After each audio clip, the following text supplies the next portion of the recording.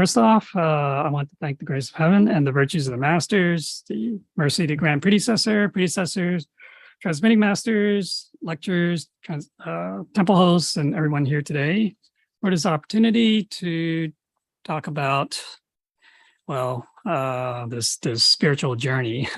So yeah, I mean, Tao, when we talk about Tao, we can't, it's not a mundane thing, right? It's not like this material stuff, this everyday stuff. Well, it is, it involves us in everyday life, but it's really a spiritual journey, okay? I always say that cultivation is this journey, yeah, you can say a spiritual journey of, discovering who we really are and what we're doing here, okay? Okay, so we can start with, what is life? Why is this a spiritual journey? Okay. And in fact, I kind of like generalized to say that life is actually a spiritual journey. Well, what is life, right? Life, there's a life force plus, you can say a form. For example, our body, right? We have this physical body. That's the form. But there's something else that's more important, which is the life force, right? The life force is the essence, and you can say our spirit or soul, or we talk about Buddha nature, true nature, okay? These all kind of referring to the same things, but that is what gives us life, okay? So as we know, if you take a person who's alive or any living being, compare it to one that is dead, right? The one that is dead, obviously, by definition is not alive, but what's the difference, right? They still have that body, and the body may actually be functional, but there's no life, right? So there's this life force, and it comes from that, we call this essence, the essence of, you can say essence of Tao. I mean, it's, the Buddha nature, the true nature. Okay, so that's what gives us life. That's what makes us alive. And the form, okay, so that's the body, right? And it could be a tangible form or intangible. Tangible meaning that, yeah, it's something that we can see, touch, feel, etc., just like our physical bodies. But there are also intangible forms or bodies, which are more ethereal. They're kind of like spirit, okay? Other beings, okay? There are other beings that we do not see with our eyes, human eyes, but they exist. They have a form, okay? But it's not like the same physical form as we have, right? And so those are intangible. But anyways, those are all forms. Now, our consciousness, right? You can say our thought and awareness comes from that spirit or that essence, okay? That Buddha nature.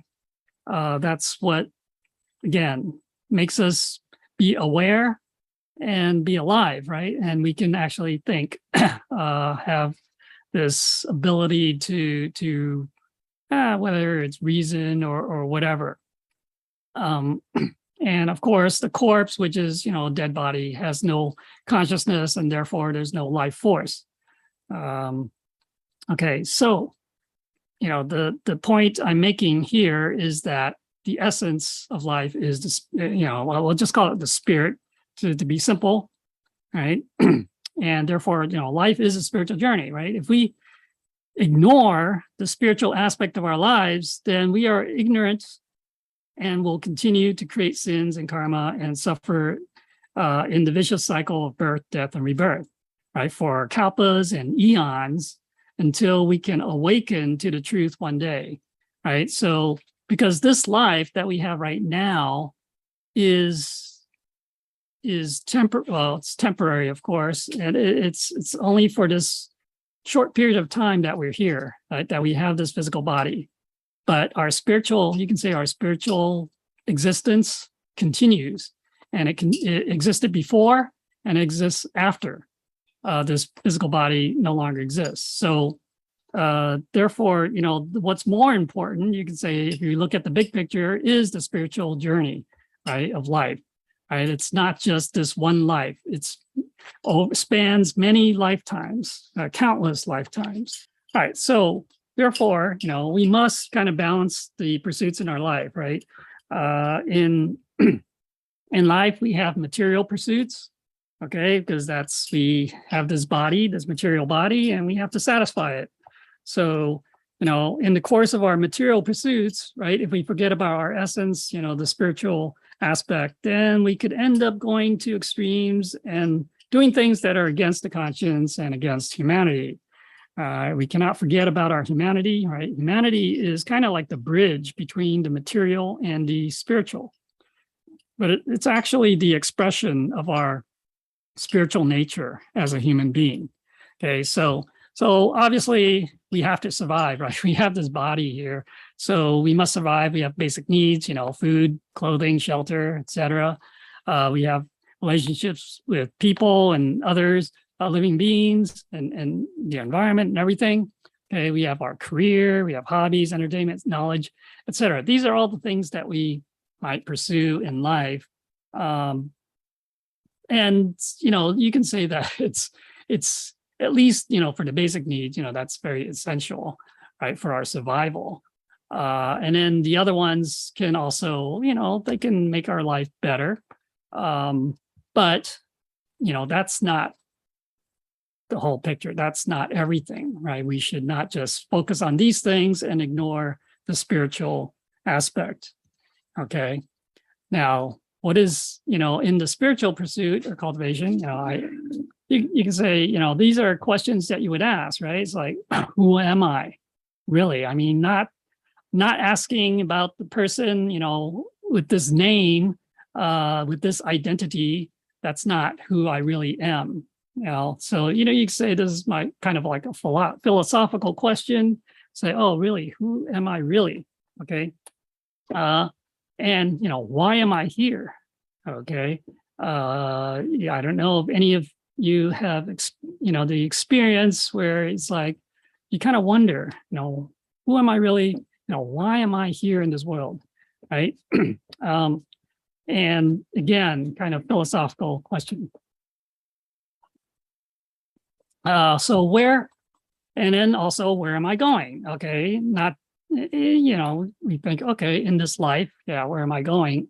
But where am I going after this life? Okay. So what, these are questions that you can say they're spiritual questions, right? They're not, they don't really relate too much to our mundane life, with our material pursuits. But these are kind of, you can say it's at a higher level. It's at the spiritual level. And then you also can ask, how do I fulfill my destiny, right? So if we kind of find out where am I supposed to be going, then how do I fulfill that? How do I get there? Okay.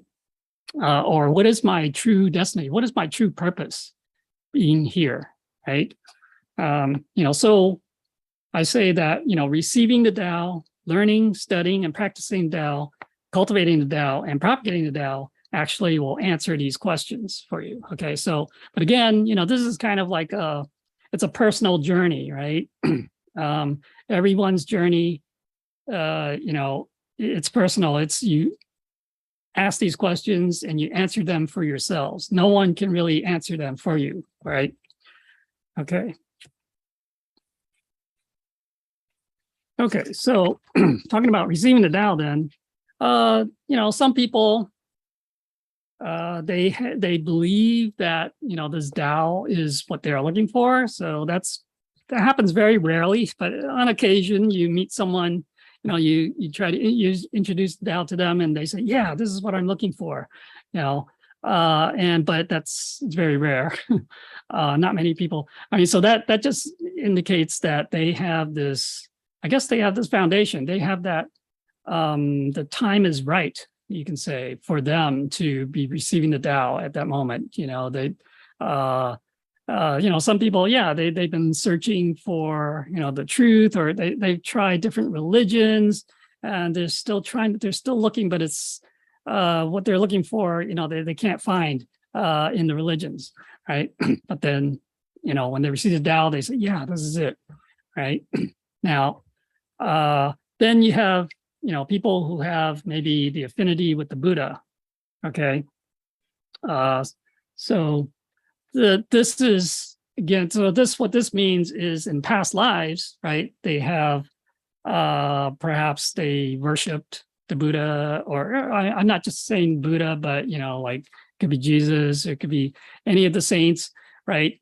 And they practiced in the religions. Okay, they're one of the faithful, you can say, and so because of that they have this affinity, this connection, this you can say it's also like a karmic affinity, okay, that allows them to accept perhaps to receiving this Tao, right? Then you have those who maybe have affinity with their introducer. Okay, so the introducer is the person who brings this another person into to receive the Tao, right? Usually that's the way it works, right? It's not just people just walking in, and then, but there's always this introducer, and so perhaps whether it's a friend, family member, or coworker, even anyone, but because of their affinity, their relationship they have with the introducer, right? It allows them to come in to receive the Tao, because maybe they trust this person, right?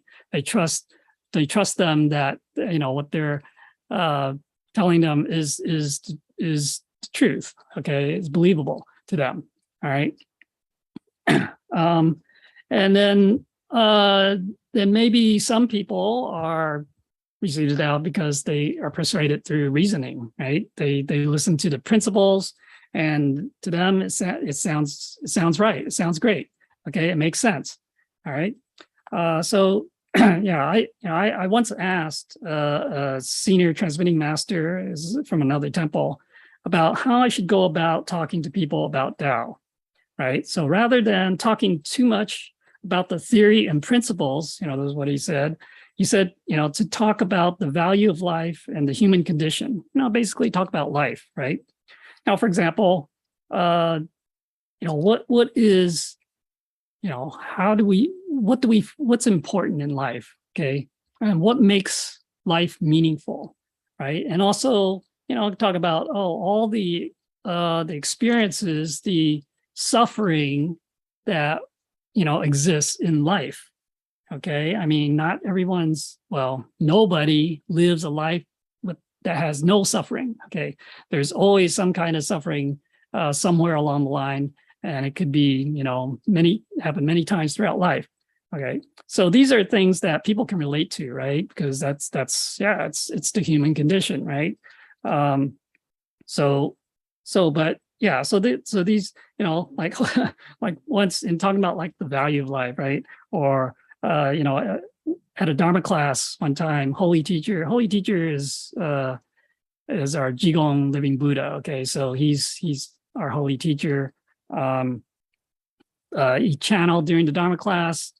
We have the channeling through the holy medium, right? So holy teacher channeled and he can basically talk to us and interact with us directly or through the channel medium. And so then so holy teacher asks, well, how much are you willing or to accept to, let's say, give up an arm? Okay. So I was like, wow, is it like, $10,000, $100,000, $1 million? Are you willing to give up your arm for $1 million? Or whatever that price is. Okay. And then, he goes on, or what about 2 arms? What about your leg? And what about both legs? So, it is kind of sounded like sounded funny, but it basically, holy teacher was trying to make the point that, yeah, we do value our lives, or at least our bodies, right? I mean, we're not willing to give up any part of our body, right? At least, if it's functioning properly. And we value it greatly. But what about our life even, right? Our life, we value even more. greatly, right? So you can say that it's priceless, right? We're not willing to give up our life for a price, for, let's say, $100 million or $1 billion. I don't think anyone would want to do that, right? So then we also, we hear of people who lose everything in disasters, right? Just like, for example, just recently, the Hurricane Ian in Florida, right? It kind of caused a lot of devastation. People are homeless. A lot of people are homeless. They lost everything. Yet they are happy and grateful to be alive, right? Because, life, you can't exchange life for anything else. Okay, so life is more important than any of the material things that we can pursue that we talked about earlier. All those pursuits, those are meaningless when we have no life, when we lose our life. Okay, so life is more important than anything. Right. So, my experience in receiving the Tao, actually, I was an infant, so I don't really remember anything about that. But that's okay, because I must have been willing and I guess expecting, to receive the Tao, right? It is said that those who are born into a Tao cultivating family have made a vow to come to this world. And, by the time I received the Tao, well, actually, I wasn't the last person in the family to receive the Tao, but I was second to the last. But, so my family, my mother, was involved in the Tao. It was kind of early on, but so that's how I ended up receiving the Tao. But there's kind of a funny or maybe interesting story about when I was born, right? My grandmother told me this. I think maybe it was around the year 2000. Okay, this was probably just a year before she passed away. And okay, we were sitting on the porch outside the house, and suddenly she mentioned the situation when I was born. And she said that when I was born, I did not cry. In fact, I wasn't even breathing. Okay, so usually if the baby's not crying or breathing right away, they just give the baby a slap on the behind, right? And but that didn't work. So they had to try other methods, including, she said, injecting me with, I don't know, whatever drug or whatever something. And of course, eventually it worked. Okay, so I was breathing. Otherwise, I wouldn't be here today, of course. Now, my grandmother joked that maybe, I had second thoughts about coming to the world, right? Because it took a little while before being born, and I don't know how long. It was probably minutes before I came to start breathing, right? So, but this kind of reminds me of a joke. Okay, so they're in heaven, right? In heaven, they're asking for volunteers to come into this world, right, to carry out the mission of universal salvation. So they line up everyone and ask, volunteers to step forward, right? But the others, the other people, they were pretty clever, and they all took a step backward, right? Kind of leaving me standing there as the only volunteer, right? So then I found myself here in this world to experience the human condition once again. All right. So anyways, that's just a joke. All right. I don't think it didn't happen that way. But anyways, okay. So, okay. So I just also wanted to mention about receiving the Tao. It's not an easy thing to happen, right? Because the Buddha said that he cannot ferry those. Ferry means to bring, you can say, because they use the metaphor of the ocean or the sea to represent the world, right? So the sea of suffering, to ferry people from that sea of suffering to the shore of enlightenment. Okay, so Buddha said he cannot ferry those who do not have the affinity. Okay, so again, affinity is important. That means in past lives, we've maybe we're a believer, we're one of the faithful, we practiced, we cultivated in some religion, right? And so that gives us that affinity, right? Now, then plus there's also, so the practice, obviously it involves a lot of things, including like performing charity, performing merits, things like that. Now,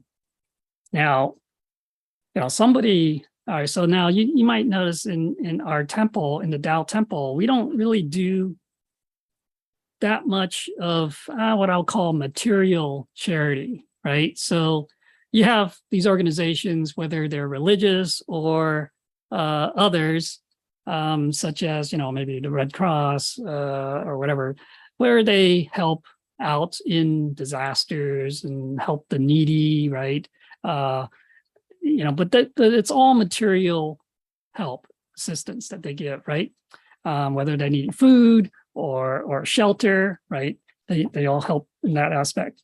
Now, somebody once asked Holy Teacher, why don't we do the same thing? Why don't we practice like these other charitable organizations that provide for the material well-being of people in need? Okay, so Holy Teacher said that it's because we've already done plenty of this type of charity in our past lives, right? And that's one of the reasons why we have the affinity to receive the Tao in this life.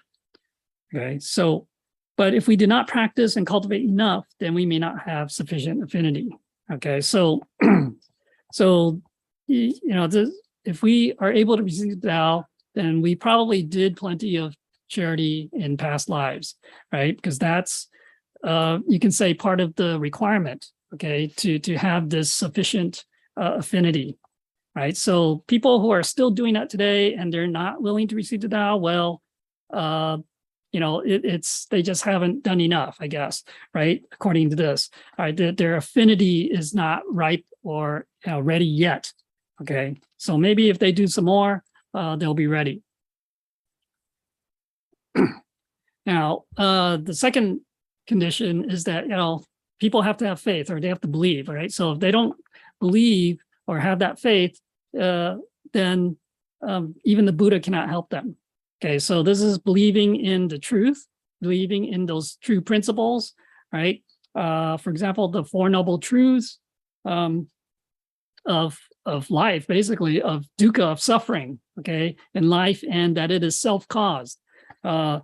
And but there is a way to end it. Okay, so that's something we have to believe that. So we have to believe in karma, right? The principle of causality. All right.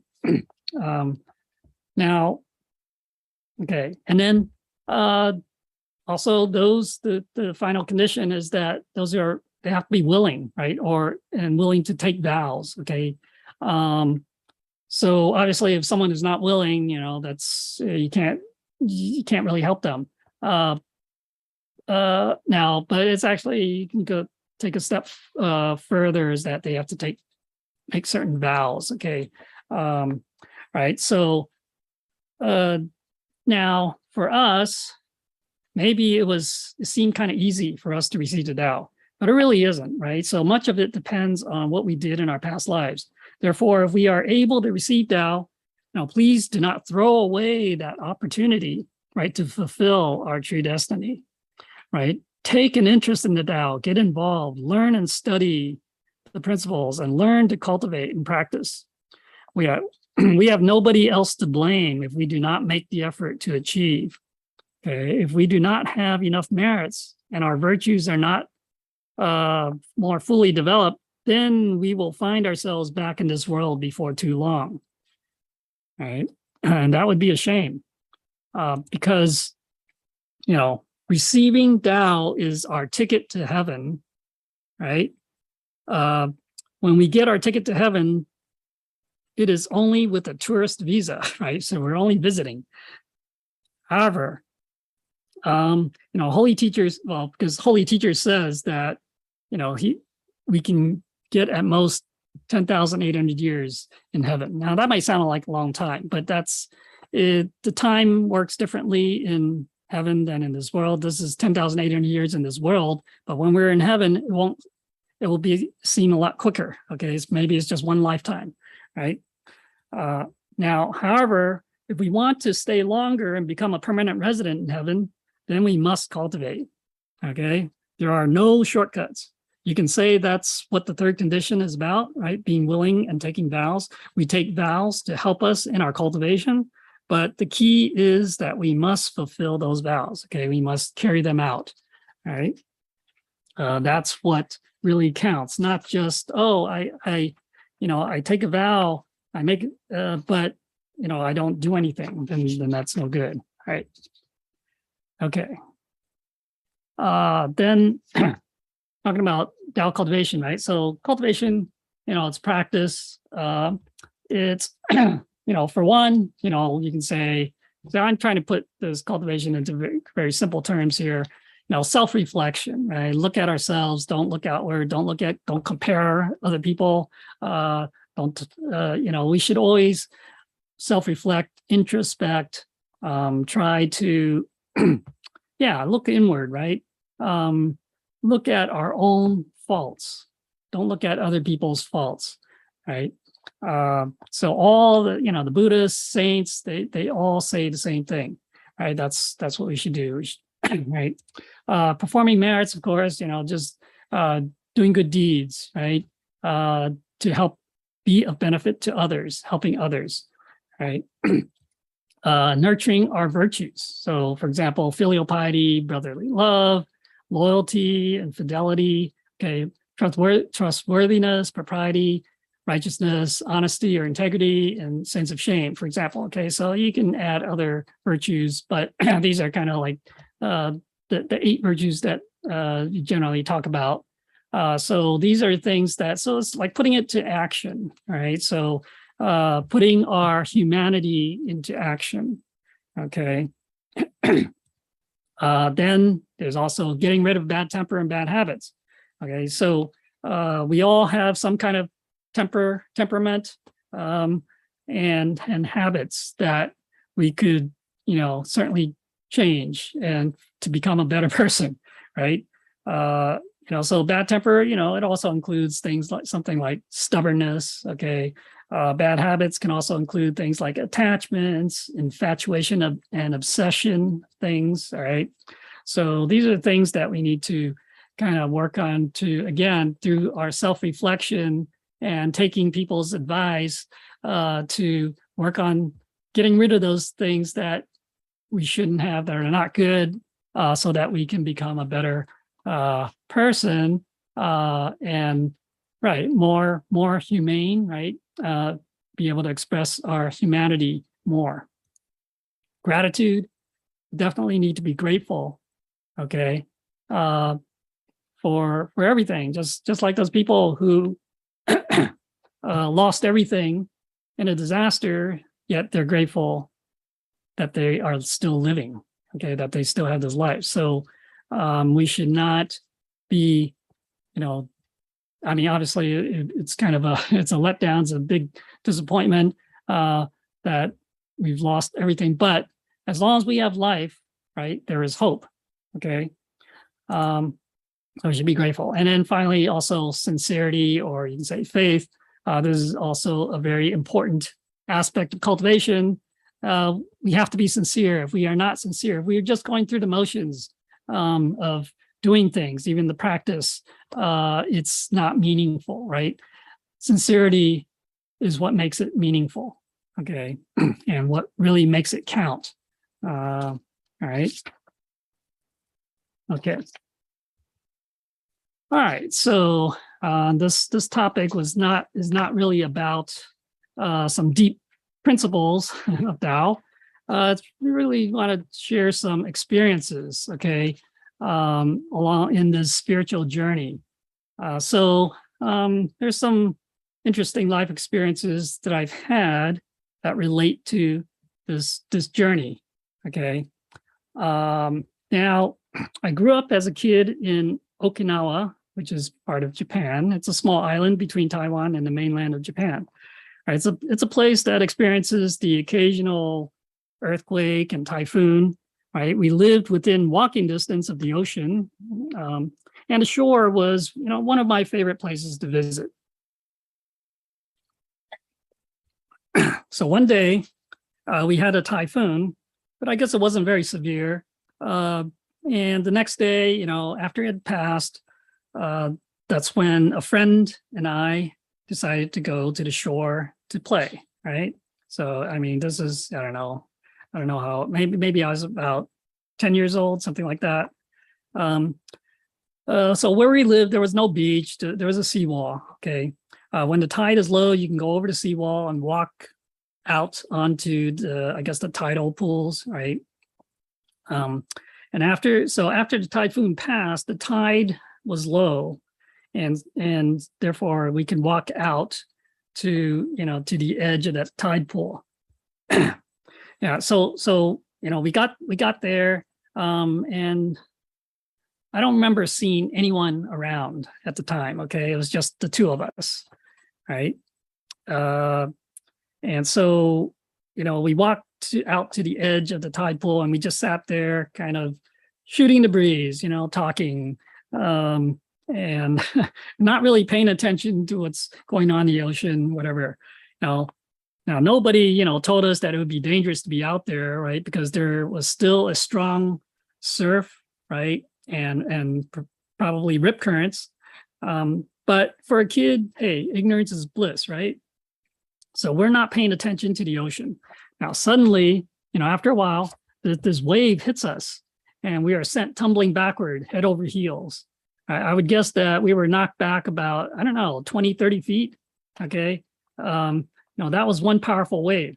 My reaction was to try to stop myself from tumbling backwards. So I put my hands out. Unfortunately, this is a bad idea because the tide pool is full of sea urchins. These are these kind of round creatures in a shell, and they have like a lot of spines on them. So, basically I ended up with dozens of these spines stuck in my hands, feet, knees, and rear end, basically anywhere that kind of stuck out. All right. So after picking ourselves up, we decided to, maybe we've had enough there, and decided to go home. And after all, these spines kind of it's hurting, and so it's painful, and we wanted to get them taken out. So as we headed back towards the seawall, this stranger appeared and walked towards us. When he was in front of us, he said it was dangerous and we shouldn't be here. Right? Unfortunately, you should have told us earlier. But anyways, so didn't think too much of that, and we just went home. When I got home, I was scolded by my mother as she was pulling out all the spines. Right now, this is, it's kind of makes for an interesting story. But what does this have to do with anything, right? It's interesting that I would remember this event of all the things that happened to me as a kid, but I remember it pretty clearly. Well, as I said, there was nobody around at the time when we went to the tide pool. Then right after the wave hit us, this person shows up, right, and gives us this warning. So who was this person? I don't remember what this person looked like.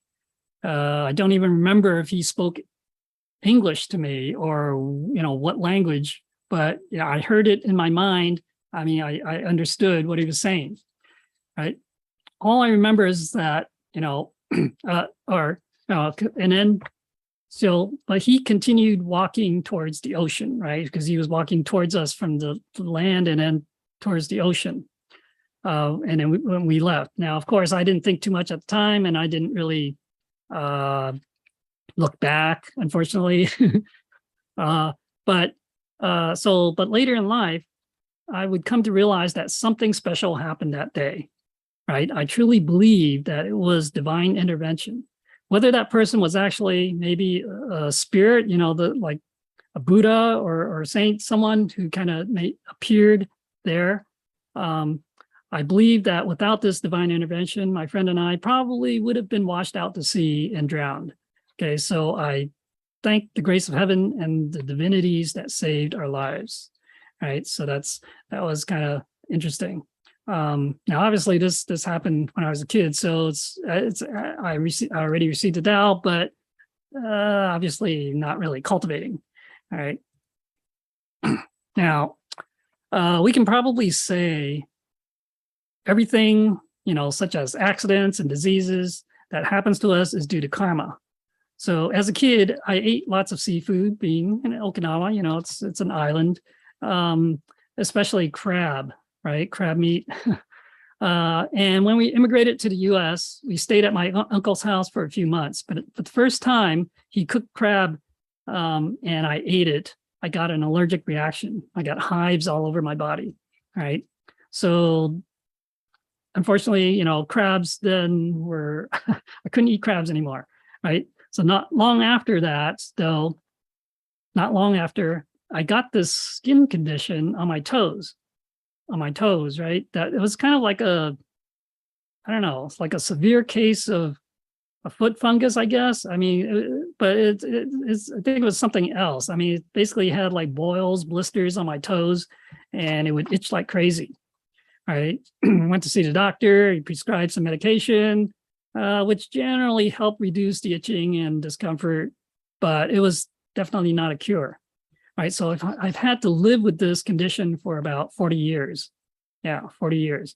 I had to apply ointment, this ointment to my toes every day, or sometimes the itch would be kind of unbearable. Over time, though, it became less and less severe until it was just kind of a minor annoyance, kind of like, your average athlete's foot condition. Then one day when I was taking a shower, something in my mind told me that this condition would end in a few months' time. And sure enough, after a few months, it was completely gone. Okay, but this is after about 40 years. Right. So the truth about karma is that we cannot avoid it and we cannot get rid of it unless we cultivate and perform merits. Now, because of all the crab meat that I had eaten, this was at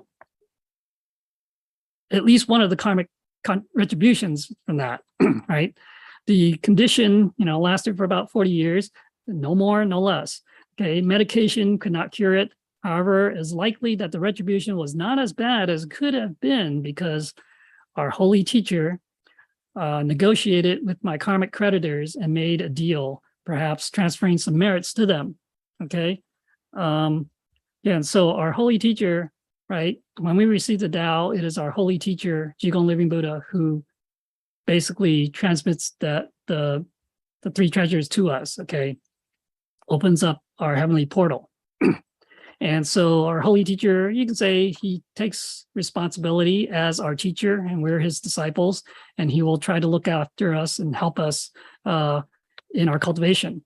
And part of that is negotiating with our karmic creditors, those who we owe the karmic debts to. Like, for example, I ate all those crabs before. I owe them, for taking their lives, basically. And so, holy teacher then can help us negotiate with them. Okay. Now, I am definitely grateful that I don't have to deal with this, condition anymore. Although it lasted for so long, it was never so bad as to make, life unbearable. Again, I thank the grace of heaven and holy teacher for this. Now, okay, sorry.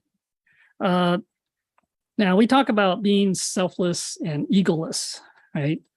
Because that is what Buddhas, Bodhisattvas, saints, that's what they are, right? They have no self, they're selfless and they have no ego, right? Until and unless we are at that level, though, we are not always selfless. Now, sometimes we may be selfless, okay, for a moment.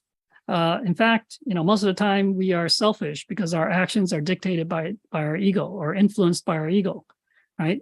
Now, one day in college, I felt that I was, I could say that I was completely selfless. Okay. So what happened was, I was in, I don't know, I think I was a sophomore year, maybe. I don't know, can't remember exactly. But okay, so we went to this party. I worked at the, as part of the work study, I worked at the computer center, right, at the university. And so went to this, they threw a party. So I went to the party. I remember it was a St. Patrick's Day party. And so there was, alcohol was served, right? And, people were drinking, and I had some, all right. But then this guy who was there, who I didn't really know that well. He was kind of, you can say, a friend of a friend. Okay, but I guess he also worked at the computer center. And he got drunk, right? And I didn't really know anything about him. Okay, just that he was a big guy. He's like, I don't know, 250 pounds. He was a wrestler. All right, I think he was a state champion wrestler. But he got drunk, and he kind of, I don't know. He obviously he had problems, right, in his personal life. I think he was actually married, and he had some problems with his marriage, and so he got drunk, and whatever, he's talking a little bit about that, but then he kind of runs off, and seeing this, I don't know. It's maybe it was just instinct. I felt like I needed to help him. Okay, I was afraid that he would hurt himself or hurt other people in his drunken state. So, and then but other people, they're saying, "Oh, just let him be," right? But I just couldn't. So I went after him. And there's also another guy who came down to help as well. And thing is, I wasn't afraid that he would hurt me, although he could have. I mean, he was much bigger than me, much stronger. But it's just totally, I was kind of like a child, right? In wanting to help him. And so, he's outside, the other guy who came down with me, tried to, we're trying to talk to him, trying to get him to kind of settle down, calm himself. But he wouldn't, and he grabbed the other guy and put him in a headlock. And I'm pleading with him to let him go. So he finally lets go, and then he kind of like vomits. Okay, and when he did that, after he vomited, it just seemed like the natural thing to do. I just wiped his chin, wiped the vomit off his chin with my bare hands. Now, I would normally not do that. Okay, I like being clean. I don't like getting my hands dirty. But at that moment, I wasn't thinking anything about that, so I just did that. And then so once that other guy agreed, agreed to kind of not follow us, right? Because so the guy who got drunk, his name was Scott. He told the other guy to stay away, and so he did. And then so he would, I don't know, for some reason he would only follow. He would let me kind of guide him, so to speak. But as we were walking down the block, and I was going to take him back to the I guess the office to kind of sleep it off. And he wanted to go a different direction.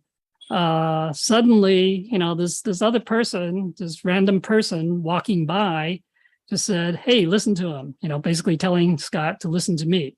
And, that he was kind of like shocked. So, unexpected, hearing that, it was very unexpected.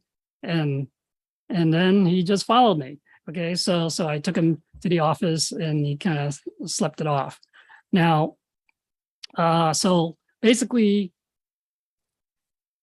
I basically, so when I was doing that, I felt that I was really selfless at that moment. Okay, now when we were doing that, I felt like I got help from heaven too.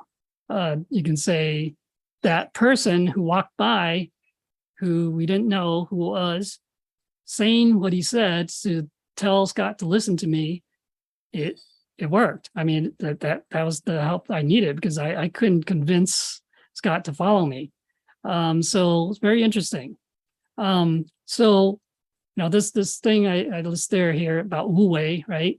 This is really, you can say that, yeah, sometimes we talk about it as being motiveless, but I also say it's selfless or egoless action, right? You can say it's also compassionate action.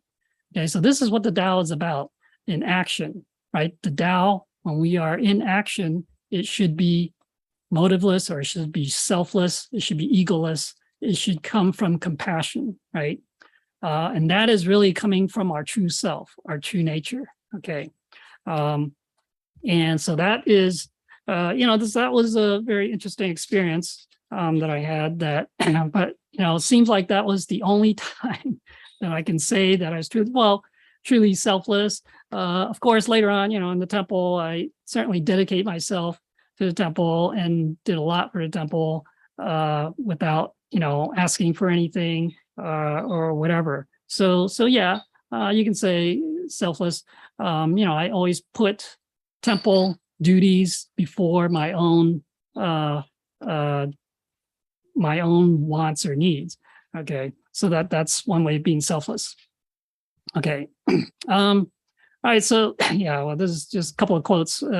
Interesting. Like Dalai Lama says, "It is under the greatest adversity that there exists the greatest potential for doing good, both for oneself and others." Yeah, I mean, a lot of times, it's we don't, kind of rise up to that level of being selfless until there is the need, right? There is that situation that presents itself, just like in my case.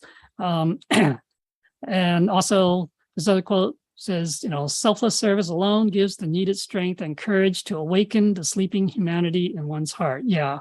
So it is. I mean, if we can perform selfless service. So this, in my case, that's more of it happened because there's a need right there. But if we try to do it in our everyday life, right, just doing things, doing good, doing kind deeds, kind acts, just because, okay, it's the right thing to do. That is bringing out our humanity, okay, and really acts.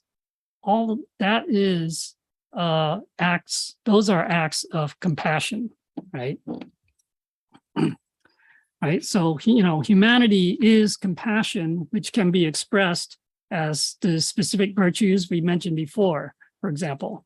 Okay, so but ultimately that what a Buddha or a Bodhisattva, they are selfless. That is really the highest level, okay, to attain, right? And that is what part of our spiritual journey is getting there. Okay. Now, okay, awakening. Okay, so I put this quote up here from the sixth patriarch Huineng, again, one of the patriarchs of the Tao. Basically, I always had this interest in the Tao, even though at the time, I hadn't learned much about it. I read some external books, books that you can buy like at a bookstore, for example, that might be related to the Tao. For example, I read the Tao of Pooh, right? It's a Winnie the Pooh thing. Zen and the Art of Motorcycle Maintenance. These are kind of the books that I kind of read. So those aren't real Tao books, but so one day, when I was visiting my aunt in Oklahoma, I found a copy of an English translation of the Sixth Patriarch Platform Sutra on the bookshelf. So when I started reading it, I just couldn't put it down. Right now, near the beginning, I think maybe it's in the first chapter. The Sixth Patriarch talks. It says this. The Sixth Patriarch wrote this poem. Right? It says, "There is no Bodhi tree nor stand of a mirror bright. Since all is void originally, where can the dust alight?" Okay, so this is it's a famous poem, and it's in response to another poem by Sun Shu, which is the senior disciple of the fifth patriarch. Okay, but all right, so I'm not going to go into all that because it's just that's too long. Basically, we're talking about what is the Buddha nature? What is our true nature? Okay, and although Sun Shu, okay, so he he says that the body is a Bodhi tree, the mind is like a stand of mirror bright. Time and again, brush it clean and let no dust alight. Okay, so he's talking about our true nature, our Buddha nature, as if it's something that needs to be kept clean, right? Whereas Sixth Patriarch says, well, there's nothing to keep clean. I mean, it's already clean, right? There's nothing there, it's void. Okay, so I could really relate to this at the time because basically, like I said, I like to kind of be clean and tidy. I mean, but not, to extremes, but my relatives who visited me, right, at my house, they say, well, how can a single guy be so clean and neat, right? So, but I always had this propensity or this tendency to keep things clean and neat, but not, extreme, again, like OCD, those who are obsessive compulsive, right? So part of it was out of efficiency, right? It made sense to me to make to make a mess. It made no sense, right? To make a mess. And then even if it's unintentional, then you have to clean it up, right? That's more than twice the effort, right? Because the cleanup usually takes more effort than making the mess. Right, so why not just plan ahead and be a little more careful when doing things? For example, cooking, you see this a lot in cooking, so you don't make a mess. Then you've saved yourself a lot of effort in cleaning. Therefore, prevention is the key, right? As the saying goes, an ounce of prevention is worth a pound of cure. Now, of course, I'm not just talking about the practical, mundane matters in everyday life. Right, this rule also applies to our cultivation, right? When we've created a mess of our lives already, right? And now we have to put a lot of effort in and work hard to clean up the mess. So what I mean is that the karma, we've created a lot of karma in past lives, right? And they were the result of our attachments, our desires, our temperament, and habits over many lifetimes. But right now, we need both the cure and the prevention. Okay, so we need the cure for all the karmic debts that we already have, and we need the prevention to avoid creating any more karma. Okay. Therefore, cultivation, which is, say performing merits and practicing those virtues, is the cure because it allows us to repay our karmic debts. Okay. At the same time, cultivation is also the prevention to avoid creating karma and future suffering so that we can finally transcend the cycle of birth, death, and rebirth, right? So that is, that's why this is important to understand that. Now I say awakening here. I'm not sure, I forgot what year it is, when this was, when I first read the Sixth Patriarch Platform Sutra. Okay, but that's one of the things that caught me. I felt like I had this affinity with that, right? But, so later on, I get this confirmation. Okay, so, when I was working in California and I was away from the Tao, okay, basically I went to California, I didn't come back. I didn't go to the temple, I was just living my life. Mostly it was just working, okay. But there were times when I couldn't sleep, right? I was troubled by the suffering in the world. I also felt that, for some reason I didn't belong here in this world. I felt like maybe I should, so one day at work, I just felt this very intense homesick feeling in my heart. I had never felt it before or after. It was only that one time, but it was not about being away from my family and home in New York and New Jersey. I was homesick from heaven. That's how I felt. So this nagging feeling that I did not belong here, that my home was in heaven, persisted until I finally got the confirmation some years later. Well, yeah, I guess, probably more than 10 years later. Some of us are very fortunate to have direct encouragement from the Buddhas and saints by way of the channeling, right? Like in the Dharma class. That's not to say that we cannot get their encouragement by other means, but certainly it's one way. So in 1990, I returned to Taiwan and attended my first Dharma class as a class member. It was a 3-day Dharma class in Chinese. It was in a different temple lineage, okay, different temple line in Congde, right, temple. At that time, I didn't really know much of any Chinese. I mean, like, I couldn't really speak much Chinese at the time. I could understand some, I guess, but forget about, reading and writing. So they put me in the first row of seats, right? And although I was always attentive, I have to say that I don't remember any of the lectures. Okay, yeah, part of the reason I guess is the language problem. So what I do remember though is a bit of the Buddha's channeling. There was Guanyin Bodhisattva or Avalokitesvara, right, accompanied by 2 of her child attendants on one day.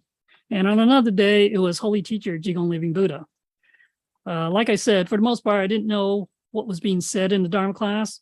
However, I do remember Holy Teacher talking to me, right? It was kind of funny because the way I remember him is how I saw him in the Jigong Buddha TV series. So there's, in China, they made these TV series about Jigong Living Buddha, when he was a Song Dynasty monk. And for some reason, he just seemed like that, okay?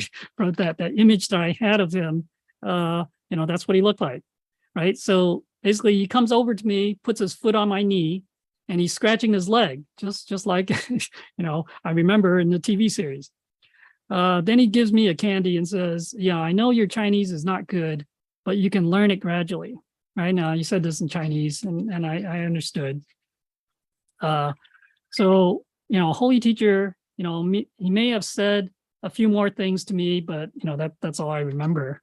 Now, looking back, that really was a turning point for me in the Tao.